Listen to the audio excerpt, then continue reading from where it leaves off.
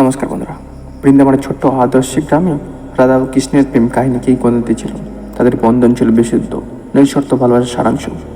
তারা অবিচ্ছেদ্য ছিল, তাদের হৃদয় এবং আত্মা এমনভাবে জড়িত ছিল যা সাধারণকে অতিক্রম করে।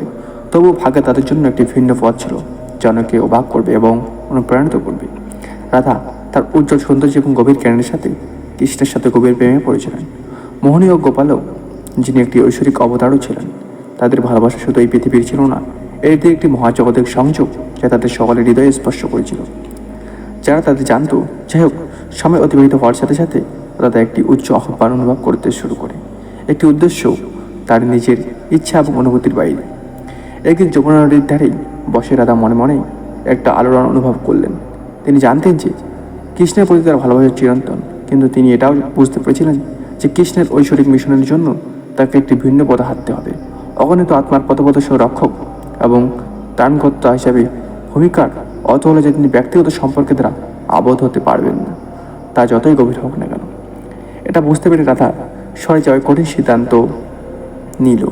এটি দুঃখ এবং পদক্ষেপের জন্য করা একটি পছন্দ ছিল না, বরং বৃহত্তর ভালোর গভীর উপলব্ধি থেকে তিনি স্বীকার করেছিলেন যে সত্যিকারের ভালোবাসার অর্থ কখনো কখনো ছেড়ে দেওয়া এবং প্রিয়জনকে তাদের ভাগ্য পূরণ করতে দেওয়া। এই সময়ে আয়ান, একজন দয়ালু এবং মহৎ ব্যক্তি, রাধার জীবনে প্রবেশ করেন। তিনি রাধাকে তার করুণা ও প্রজ্ঞার জন্য প্রশংসা করেছিলেন এবং কৃষ্ণের প্রতি তার ভালোবাসার প্রতি গভীর শ্রদ্ধাশীল ছিলেন। আয়ান জানত যে তিনি কখনোই রাধার হৃদয়ে কৃষ্ণকে প্রতিস্থাপন করতে পারবেন না, কিন্তু তিনি তাকে শান্তি, স্থিতিশীলতা এবং পারস্পরিক শ্রদ্ধার জীবন উপহার দিয়েছিলেন। রাধার হৃদয় এখনও কৃষ্ণের প্রতি নিবেদিত আয়নের প্রস্তাব গ্রহণ করেছিলেন। তিনি বুঝতে পেরেছিলেন যে আয়নের সাথে তার মিলন কৃষ্ণের প্রতি তার ভালোবাসার বিশ্বাসঘাতকতা নয়, বরং তার আত্মাধিক যাত্রার ধারাবাহিকতা ছিল। আয়নকে বিয়ে করা তাকে সেবা ও ভক্তিপূর্ণ জীবনযাপন করতে দেয়। যে শিক্ষা ভালোবেসে যে কৃষ্ণের কাছ থেকে শিখেছিল তা ছাড়িয়ে দেয়। যখন রাধা এবং আয়ন বিবাহিত হয়েছিল, কৃষ্ণ তার ঐশ্বরিক উপস্থিতিতে তাদের মিলনকে আশীর্বাদ করেছিলেন। তিনি জানতেন যে রাধার সিদ্ধান্তটি বুদ্ধি এবং প্রেম থেকে নেওয়া হয়েছিল। তিনি আরও জানতেন যে রাধার হৃদয় সর্বদা তার সাথে থাকবেই এবং তাদের আত্মাদের সংযোগ কখনো ভেঙে যাবে না। রাধার গল্প প্রেম, ত্যাগ এবং বোঝার শক্তির একটি প্রমাণ। এটি শেখায় যে সত্যিকারের ভালোবাসা দখল বা নৈকট্য সম্পর্ক নয়, বরং একে অপরের পথকে সমর্থন করা এবং সম্মান করা। আয়নকে বিয়ে করার জন্য রাধার সিদ্ধান্ত ছিল গভীর প্রেমের কাজ, শুধু কৃষ্ণের জন্য নয়, বিশ্বের জন্য।